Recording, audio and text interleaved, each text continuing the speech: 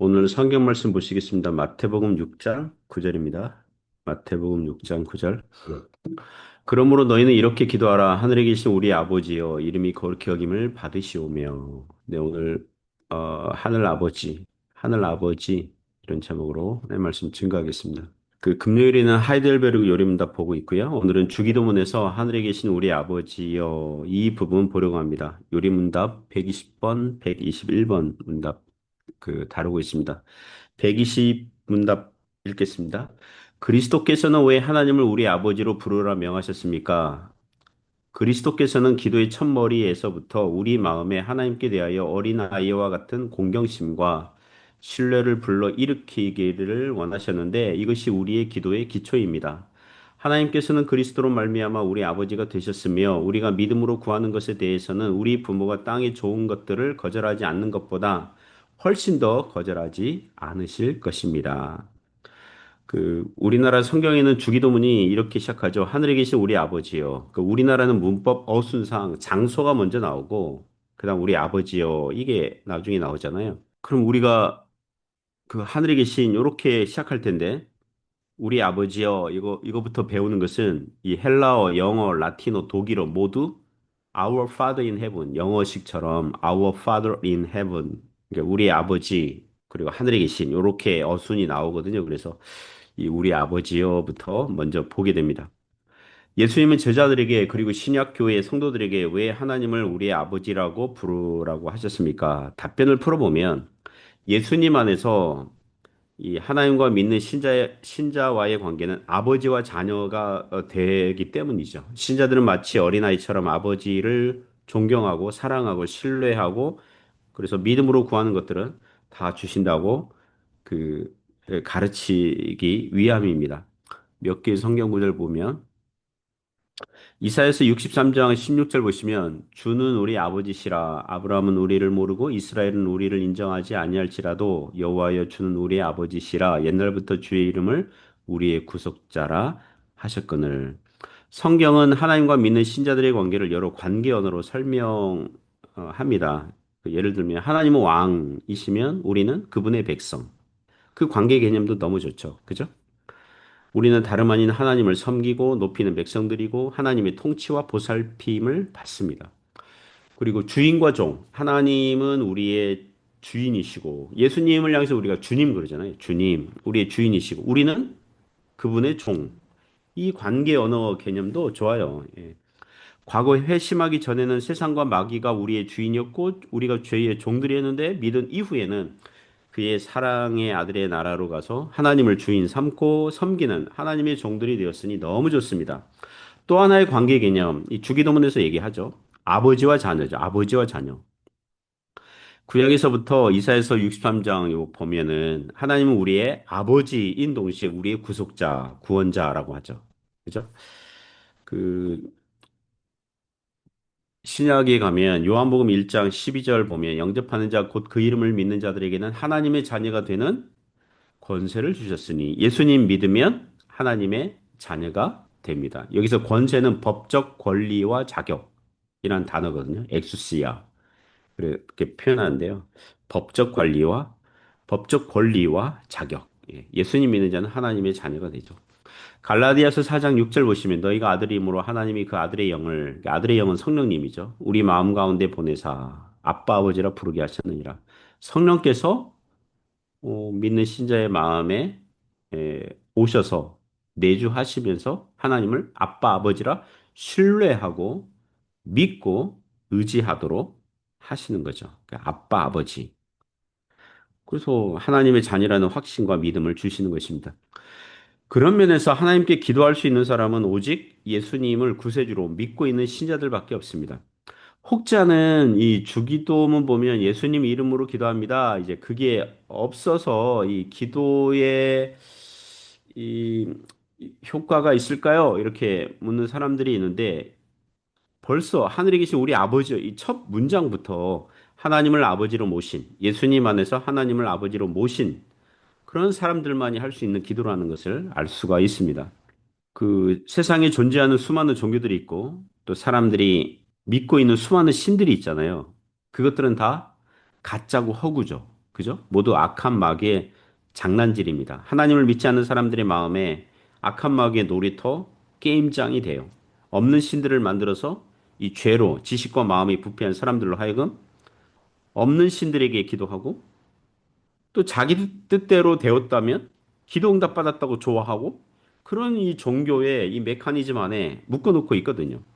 물론 우리 하나님께서 믿지 않는 사람들에게도 일반 은총을 주셔서 섭리 안에서 역사하시고 계십니다.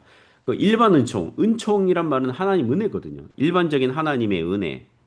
하나님의 은혜인데 안 믿는 사람들은 그게 하나님의 은혜로운 선물인지도 모르고 자기들이 믿고 따르고 있는 이 거짓신들에게 감사를 표하고 있는 실정이죠. 그러므로 이 주기도문을 할 수 있거나 또 하나님께 기도할 수 있는 사람은 오직 예수 그리스도를 주님으로 모신 사람들밖에 없는 줄 믿습니다. 그래서 신자에게 기도는 특권이에요.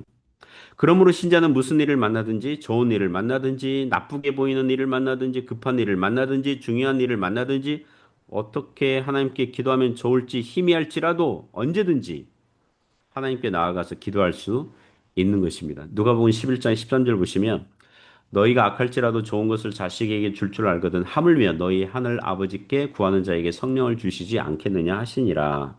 신자들이 하나님께 기도할 때 성령께서 가장 좋은 길로 인도하시고 선택하고 분별하게 하실 겁니다. 혹시 이 땅의 육신의 아버지는 능력이 한계가 있을 수 있어요. 또는 이 육신의 아버지가 자녀와 대화가 잘 안 통할 수 있어요. 또 인색한 스타일일 수 있어요. 그죠? 예.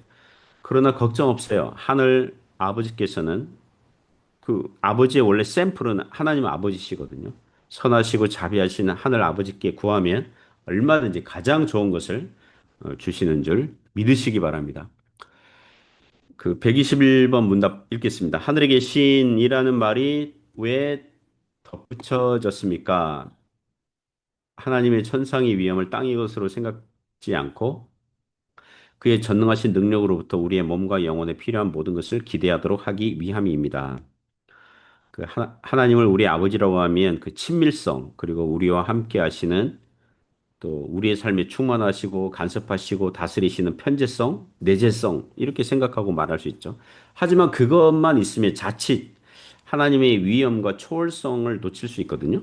그래서 동시에 하나님은 하늘에 계시다고 알려주시는 겁니다. 하나님의 위엄하심, 초월성, 존귀하심 이걸 동시에 균형 있게 지금 가르치고 있는 거죠. 121번 문답은 하늘에 계신을 가르치는 거예요. 왜 하늘에 계신 이걸 덧붙입니까? 일단 하늘에 계신다. 이거는 뭐 공중이나 뭐 우주 공간 얘기하는 게 아니죠. 고린도후서 12장 보면 3층 천 하나님 계신 3층 천 나오는데 그 하늘이에요. 하늘의 하늘이죠. 즉 하나님께서는 온 우주의 왕이 되셔서 이 땅을 다스리시는 영역 그것으로 보시면 됩니다. 디모데전서 6장 15절 보시면 기약이 이르면 하나님이 그의 나타나심을 보이시리니 하나님은 복되시고 유일하신 주권자이시며 만왕의 왕이시며 만주의 주시오 오직 그에게만 죽지 아니함이 있고 가까이 가지 못할 빛에 거하시고 어떤 사람도 보지 못하였고 또 볼 수 없는 이신이 그에게 존귀와 영원한 권능을 돌릴지어다. 아멘. 하나님은 가까이 가지 못할 빛에 거하시고 어떤 사람도 보지 못하고 또 볼 수 없는 분이시니 그분에게 존귀와 영원한 권능을 돌리라고 합니다. 하늘에서 하나님께서 유일한 주권자이시며 만왕의 왕이시며 만주의 주님 으로서 지금 다스리시고 통치하고 계시거든요. 그러므로 오늘 답변에서 하나님의 천상의 위엄을 땅의 것으로 생각할 수 없는 것입니다. 그러니까 놀라운 거죠.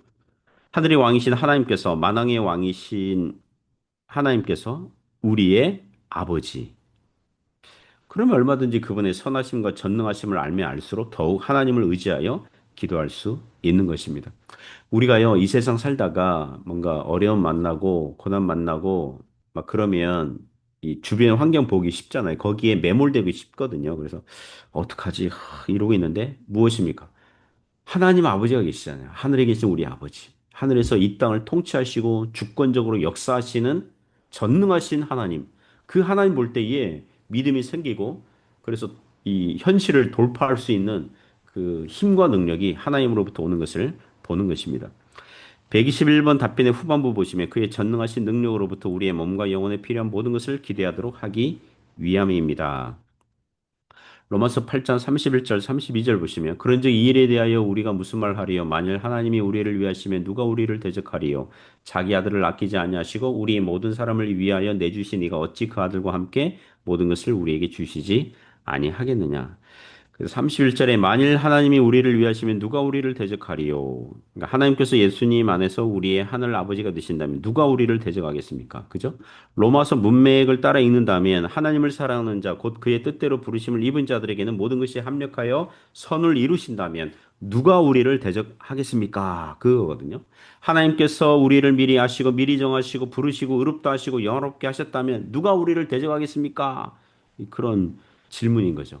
자기 아들을 아끼지 아니하시고 우리 믿는 모든 사람들을 위하여 내주신 이가 우리의 하늘 아버지께서 어찌 그 아들과 함께 모든 것을 우리에게 주시지 아니하겠습니까? 믿음의 생각, 믿음의 이 논리와 이 사고, 요거 가면은 정말 뭐라 할까요? 믿음이 뿜뿜 생기는 거죠. 그죠?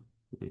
하나님 나라를 공동으로 상속받을 자들인데 이 땅에서 먼저 그의 나라와 그의 의를 구하며 살도록 하나님을 영화롭게 하며 그분을 영원히 즐거워하는 삶을 살아가도록 필요한 모든 것을 공급하시지 않겠습니까? 사랑하는 성도 여러분, 오늘 하루 살아갈 때 일용할 양식을 신자의 평생 동안 살아갈 때 우리 하나님께서 살아갈 힘을 공급하시고 은혜를 베푸시는 줄 믿습니다. 그 가끔 유튜브 영상에서 뭐 직장에서 은퇴한 분들이 노후에 대한 걱정과 염려로 이렇게 은퇴하자마자 뭐랄까요? 조급함 때문에 자영업에 뛰어들거나 아니면 잘못 투자를 했다가 크게 손해를 보고 어려움을 겪고 있는 인터뷰들을 볼 때가 있거든요. 그러니까 노후가 걱정인 사람들이 많죠. 물론 뭐 우리도 그러겠죠. 신자들도 그럴 거예요. 노후가 어느 정도는 뭐 걱정이 될 수 있겠죠. 그죠? 그러나 신자들은 무엇입니까? 하나님을 믿는 것입니다. 하나님께서 우리 하늘 아버지가 되심을 믿는 거예요. 그 돈이 필요 없다는 게 아니라, 예, 뭐 어려서 그리고 젊었을 때 기운이 팔팔 날 때 그때도 하나님을 의지했다면 이제 힘이 없고 나이 들었을 때도 여전히 인간적인 경험과 연륜이 아니라 어린아이처럼 하늘 아버지 하나님을 의지하며 살아야 하는 것입니다. 그래서 신자들은요. 믿음에서 믿음으로 처음부터 믿음이고 끝까지 믿음이에요. 믿음으로 사는 겁니다. 의인은 믿음으로 말미암아 살리라. 믿음으로 사는 거예요. 그 믿음이 뭔데요? 우리 하나님 아버지께서 하늘에 계신 우리 아버지께서 통치하시고 다스리시고 모든 것이 합력하여 선을 이루시는 그분이시라는 것을 자기 아들을 아끼지 아니하시고 내어 주시기까지 하셨는데 다른 모든 것들을 얼마든지 우리의 필요한 대로 공급하시고 그 힘 주셔서 살게 하시는 하나님. 그 하나님으로 신뢰하고 믿고 가는 거죠. 사랑하는 성도 여러분, 오늘도 우리 하나님을 신뢰하며 믿음으로 걸어가시기를 주님의 이름으로 축복합니다.